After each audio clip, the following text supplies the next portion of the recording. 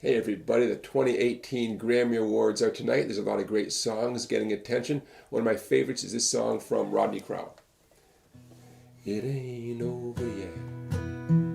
Ask someone who ought to know. Not so very long ago, we're both about to try. It ain't over yet. You can mark my word. I don't care what you think. We're still learning how to fly. It ain't over yet. So to get started, you'll need a capo behind the second fret. The chords you need are D major, G major with any fingering you please, E minor, A major, and there are times when instead of doing just a regular A major, Rodney Crowell will do it with one finger and reach over to the fifth string with the ring finger, or you could use your pinky. Fifth string, fourth fret, that's the fourth fret relative to the capo. Okay, you'll see where this chord comes in the intro and the verse. If it's problematic for you, you can always stick with the regular A too. Okay, but just so you know, you'll see me doing that chord. And finally, you need a B minor. Now, I like to do B minor where I arch over my index finger and fret the fifth string, second fret like that. It might look like I'm barring across a lot of strings. I'm arching over, and the flesh from my index finger is lightly dampening out my skinny E string. So that leaves me with the four center strings, the fifth, fourth, third, and second strings. Now, you're welcome to bar across all six strings. Go for it if you're comfortable doing that. Or you could just fret the first string, second fret, and play B minor that way. Now, in terms of strumming, I'll show you two ways of strumming this tune. First of all, with a pick. You could do just nice, easy boom chick strum patterns like this. Holding down a D chord here, I'm plucking the fourth string by itself, and then a light brush on the remaining three treble strings, and then the fifth string in the same brush. That's what's called an alternating bass. And you can do that with every chord. You might adjust which bass strings you're plucking, right? E minor, I might go 6, 5, 6, 5. G, I might go 6, 4, 6, 4. A, 5 and 4 sounds good. And that goes for the other A as well.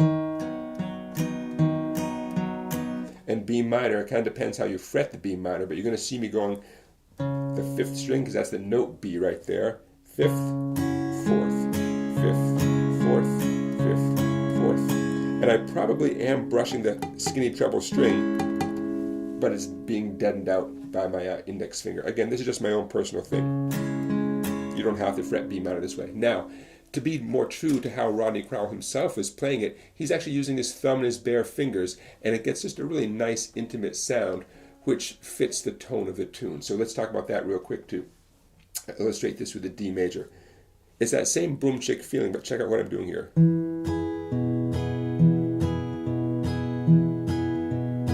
Okay, so same deal, alternating bass, fourth string with my thumb, and my fingernails.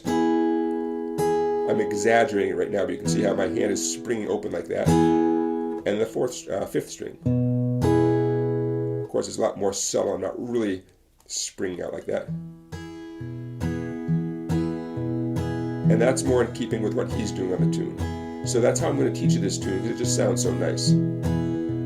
Is this proper finger picking? It's not advanced finger picking by any means, but technically we are in the world of finger picking here, right? Because we're not using a pick. Okay, let's get into the intro and the verse and the chorus and the bridge. A couple of quick tips before we get started. Every time you see a chord name on the screen, that represents two boom chicks like this. And getting back to that one finger A major chord with a ring finger or the pinky reaching across to the fifth string, fourth fret, that's known as A/C sharp, okay? A/C sharp, A with C sharp as the low note. When you make that little bar there across those strings, put all your pressure on the fourth, third, and second strings, but find just the right angle to come in at so that first string is muted, okay? That's the goal. Now let's get started with the intro nice and slowly. 1, 2, here we go.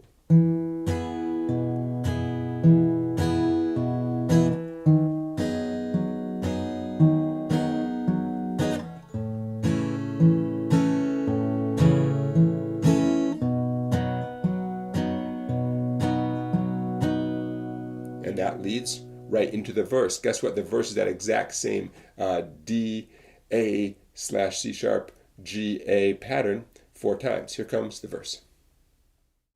Just a quick reminder that you can always substitute the 3-finger A major chord every time the chord sequence asks you to play that A / C sharp. That's okay. All right, let's get started with the verse. Here it comes. It's like I'm sitting at a bus stop, waiting on a train.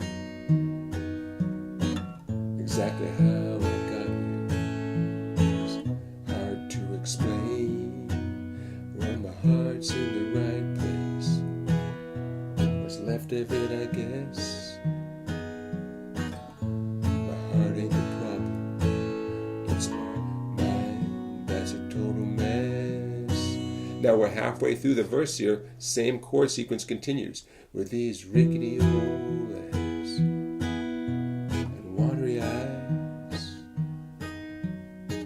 it's hard to believe I could pass for anybody's prize. And here's what I know: the gifts God gave, you can't take them with you.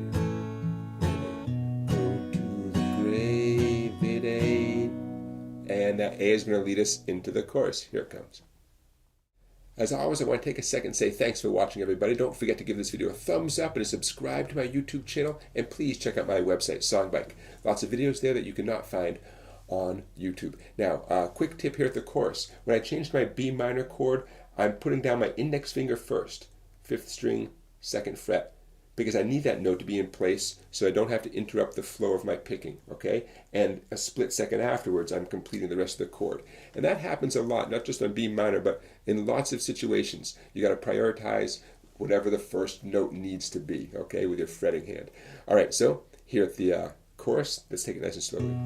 It ain't over yet, as someone ought to know, not so very long.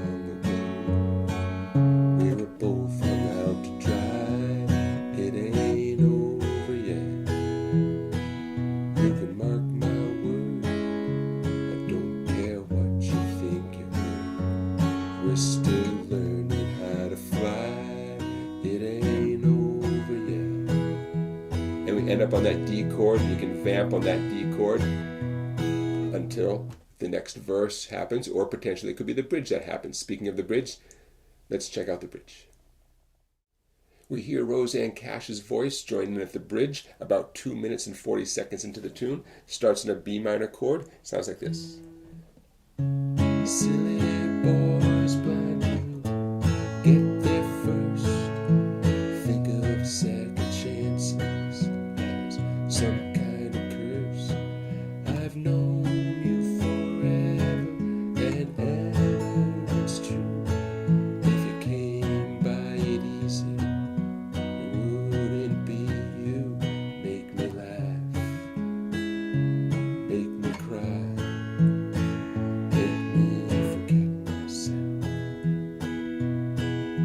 There you have it. There's your D chord, ready to go on to the next verse. Okay, everybody, that does it. There you have the intro, the verse, the bridge, the chorus of this great tune from Rodney Crowell. Thanks for watching, everybody. I'll see you for another classic song tomorrow.